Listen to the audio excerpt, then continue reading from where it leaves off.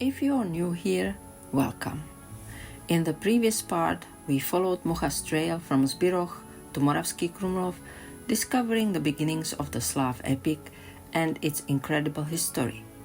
Now we'll explore the Zbiroh Castle and return to Moravský Krumlov to more of the paintings that touch me artistically and personally and the stories behind them.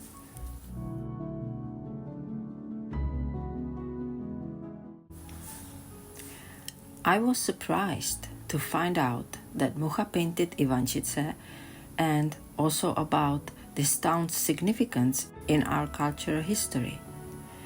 In Ivančice, Mucha's hometown, the Unity of Brethren built one of the finest schools of the 16th century, supported by Karel the Elder of Žerotín. It became a center of learning, translating the New Testament and printing the famous Kralice Bible. The painting shows lessons outdoors, with Žerotín inspecting books, a printing press nearby, and Mucha depicted reading scripture to the blind. The warm harvest setting symbolizes knowledge and prosperity before the coming exile of the brethren.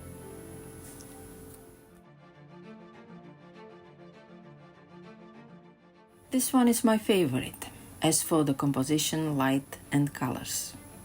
In 1420, Jan Žižka defended Prague against Emperor Sigismund's much larger army by holding Vítkov hill. Though outnumbered, his small force resisted until the people of Prague attacked from behind, sending the enemy into retreat. Mucha's painting shows the aftermath. Žižka in red cloak, giving thanks, priests kneeling in prayer, and a mother nursing her child, a symbol of new life and victory born from struggle. For me, color, music, and words have spiritual power, and I have learned that Mucha approached his Slav epic and his work in general the same way. Painting these vast canvases wasn't decoration, it was devotion. His muted, thoughtful palette quietly invites viewers to look deeper, to enter a space that is not loud but sacred. And now, with my own sense of rhythm, music, language, and digital color, I continue that ritual in a modern way, using touchscreens instead of brushes, Procreate instead of pigments, yet carrying forward the same intention, to create, to connect, and to inspire, just as Mucha did.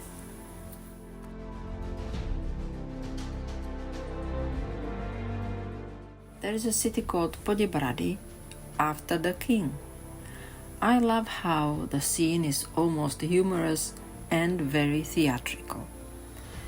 Mucha devoted one canvas to King George, Jiří in Czech, remembered for integrity and courage. In 1462, papal envoys demanded he and his nation renounce the Hussite faith. George rose from his chair, declaring he would not recognize the Pope as judge over his conscience and of his people. The painting captures the tension. Shocked envoys, proud nobles, and symbols of defiance. The closed book marked Roma and the jester Paleček, a little thumb. Despite excommunication, George vowed to die a Czech king, and he did.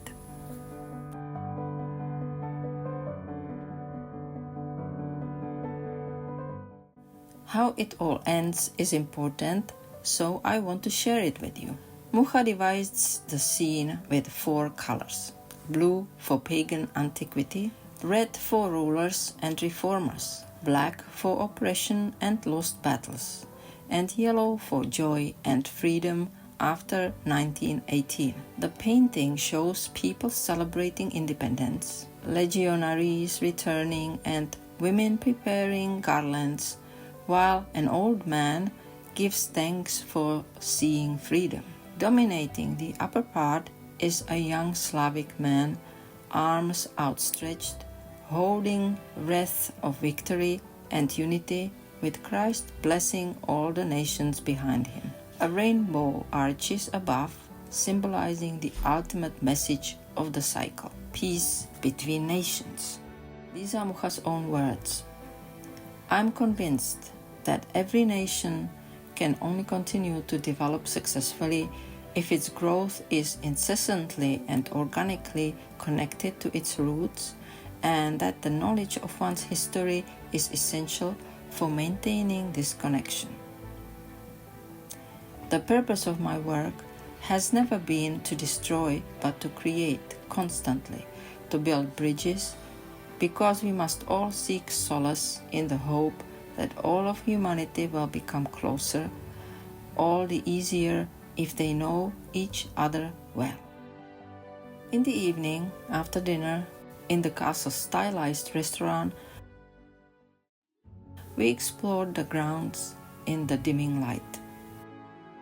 As a cherry on top, a friendly receptionist offered to show us the apartment where Mucha stayed.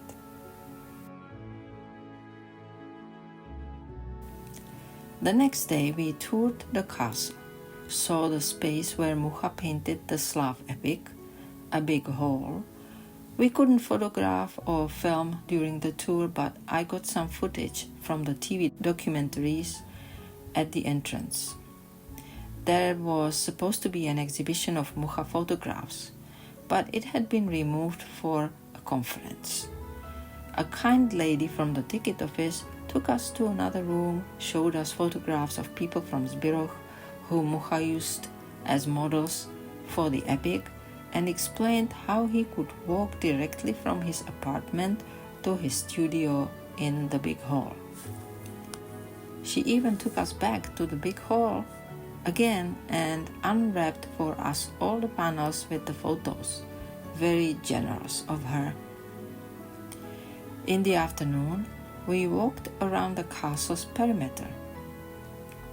I thought about Mucha's children, especially Jiří, and wondered where he liked to play. Zbiroh is not very big, but it's full of history, once owned by 3 Roman Caesars. I also felt sad for Mucha, who, despite his mastery and generosity, was not fully accepted at home by his peers. He didn't fit in, maybe a bit like my maternal grandfather Josef, the painter, with his academic style in modernist times. I'm sharing the link to his story I made.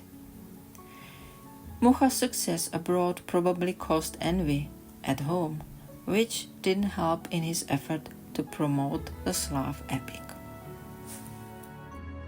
Czechs and Moravians visit the Slav Epic to admire his art and learn Czech history. His paintings are rich in color, symbolism, and historical depth. Thanks to my paternal grandfather's contribution in saving it after Second World War, I could connect to this story personally. You can hear that story in the previous video, linked at the end. While walking to Florianek, the little chapel on the hill, I thought about grandfather, how many times he had been there and how he felt when the Slav Epic was finally exhibited in Krumlov.